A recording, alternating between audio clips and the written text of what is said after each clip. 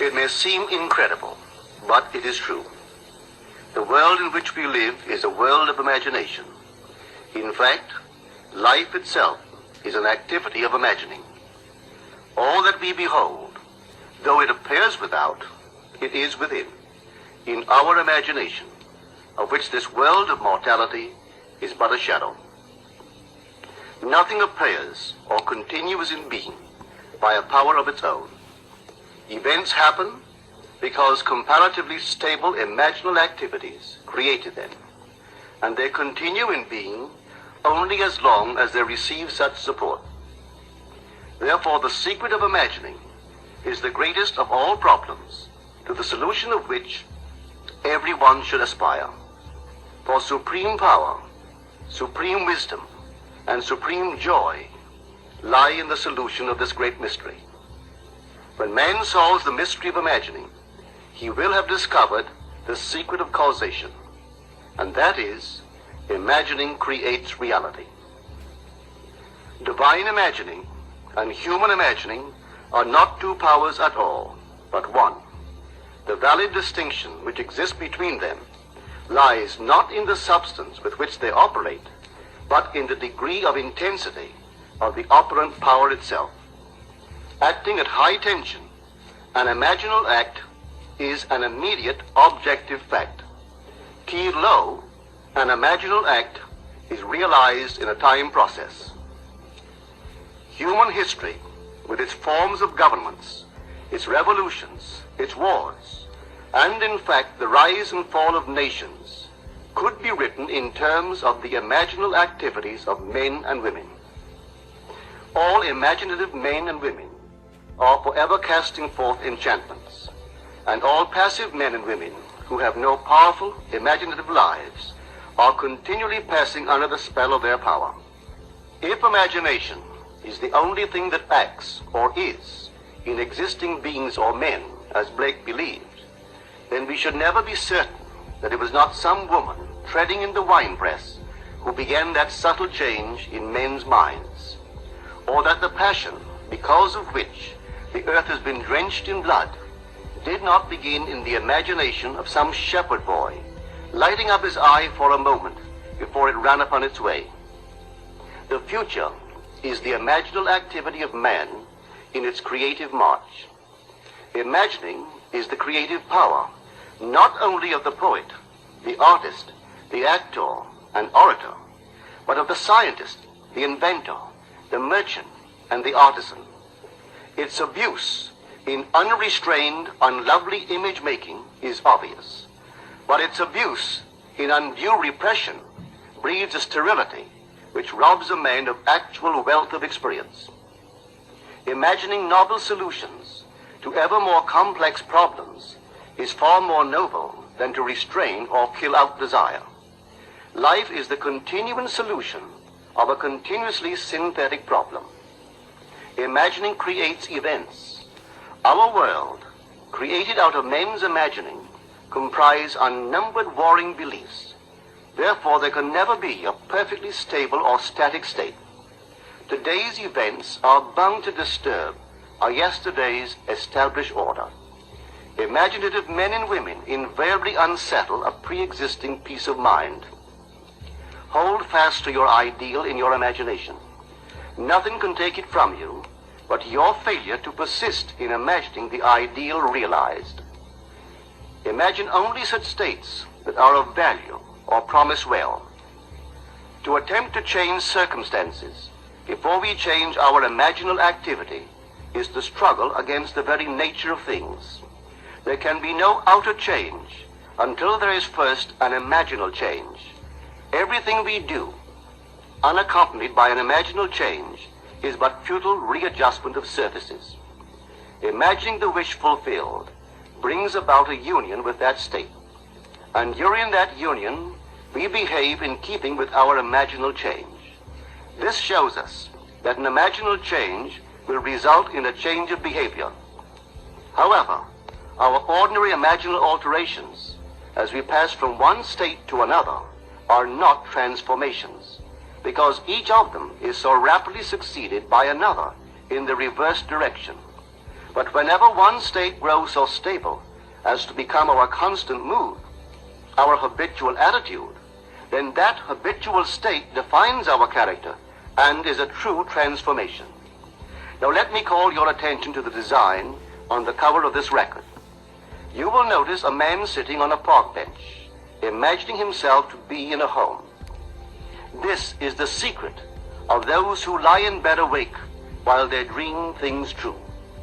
They know how to live in their own dream house until, in fact, they do. Man, through the medium of a controlled waking dream, can predetermine his future. That imaginal activity of living in the feeling of the wish fulfilled leads man across a bridge of incident to the fulfillment of the dream. If we live in the dream, thinking from it and not of it, then the creative power of imagining will answer our adventurous fancy, and the wish fulfilled will break in upon us and take us unawares. Man is all imagination. Therefore, man must be where he is in imagination, for his imagination is himself. To realize that imagination is not something tied to the senses or enclosed within the spatial boundary of the body is most important. Although man moves about in space by movement of his physical body, he need not be so restricted. He can move by a change in what he is aware of. However real the scene on which sight rests, man can gaze on one never before witnessed. He can always remove the mountain if it upsets his concept of what life ought to be. This ability to mentally move from things as they are to things as they ought to be is one of the most important discoveries that man can make. It reveals man as a center of imagining with powers of intervention which enable him to alter the course of observed events, moving from success to success through a series of mental transformations of nature, of others, and himself. How does he do it? Self-abandonment. That is the secret. He has to abandon himself mentally to his wish fulfilled, in his love for that state, and in so doing live in the new state and no more in the old state. Now we can commit ourselves to what we do not love. So the secret of self-commission is faith plus love. Faith is believing what is incredible. We commit ourselves to the feeling of the wish fulfilled, in faith that this act of self-commission will become a reality, and it will, because imagining creates reality. Imagination is both conservative and transformative. It is conservative when it builds its world from images supplied by memory and the evidence of the senses. It is creatively transformative when it imagines things as they ought to be, building its world out of the generous dreams of fancy. In the procession of images, the ones that take precedence naturally are those of the senses.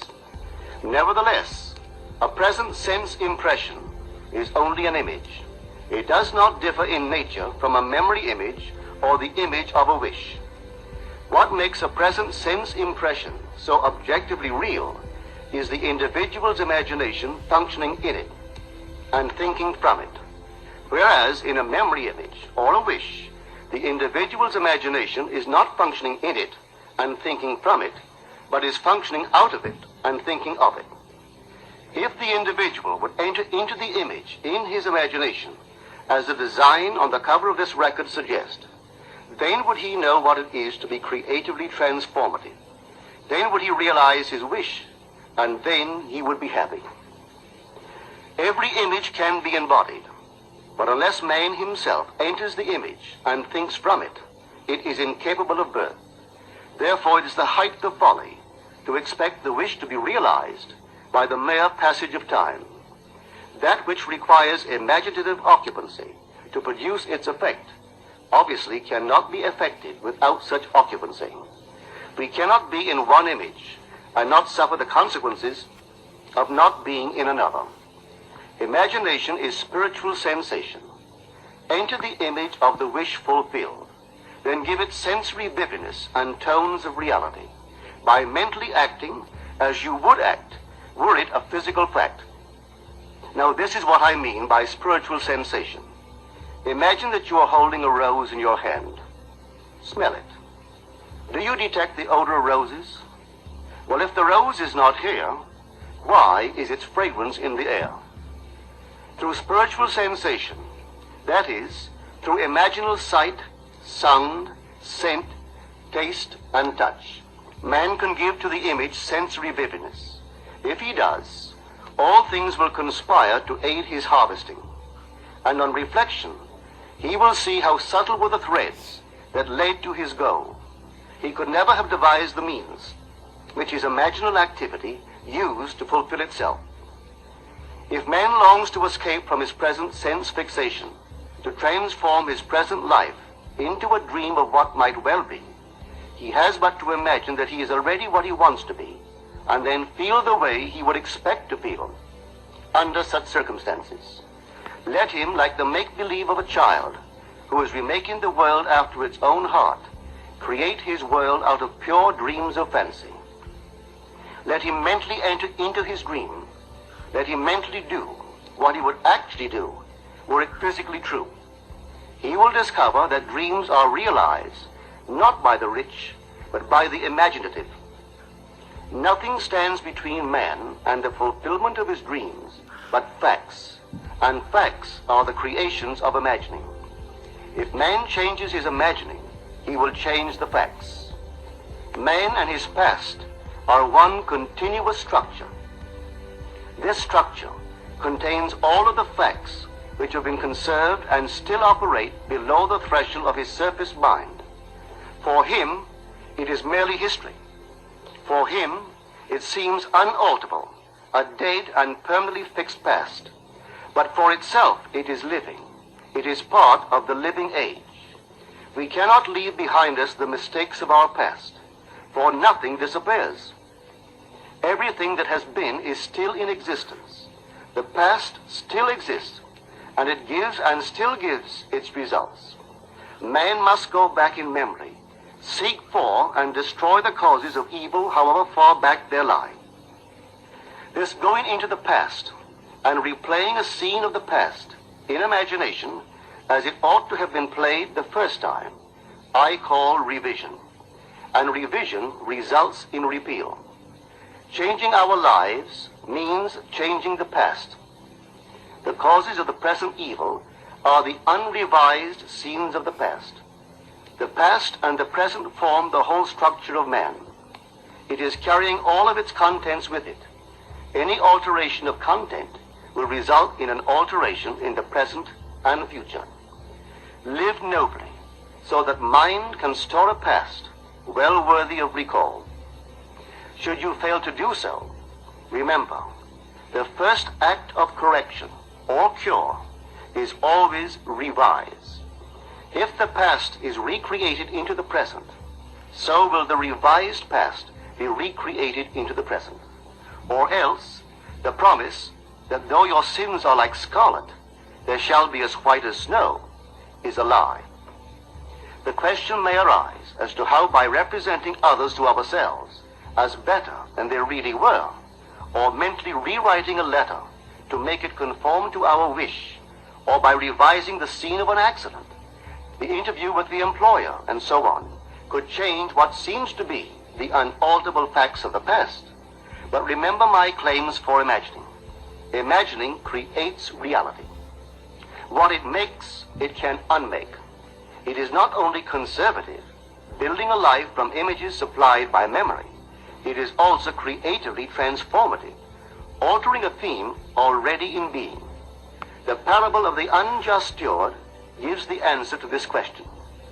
We can alter our world by means of a certain illegal practice, by means of a falsification of the facts, that is, by means of a certain intentional alteration of that which we have experienced.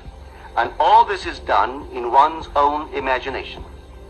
This is a form of falsehood which not only is not condemned, but is actually approved in the gospel teaching. By means of such a falsehood, a man destroys the causes of evil and acquires friends. And on the strength of this revision, proves, judging by the high praise the unjust steward received from his master, that he is deserving of confidence. Because imagining creates reality, we can carry revision to the extreme and revise a scene that would be otherwise unforgivable. We learn to distinguish between man, who is all imagination, from those states into which he may enter. An unjust steward, looking at another's distress, will represent the other to himself as he ought to be seen. Were he himself in need, he would, like the man on the cover of this record, enter his dream house in his imagination and imagine what he would see and how things would seem and how people would act after these things should be. Then in this state, he would fall asleep, feeling the way he would expect to feel under such circumstances. Would that all the Lord's people were unjust stewards, mentally falsifying the facts of life to deliver individuals forevermore. For the imaginal change goes forward until at length the altered pattern is realized on the heights of attainment. Our future is our imaginal activity in its creative march. Imagine better than the best you know.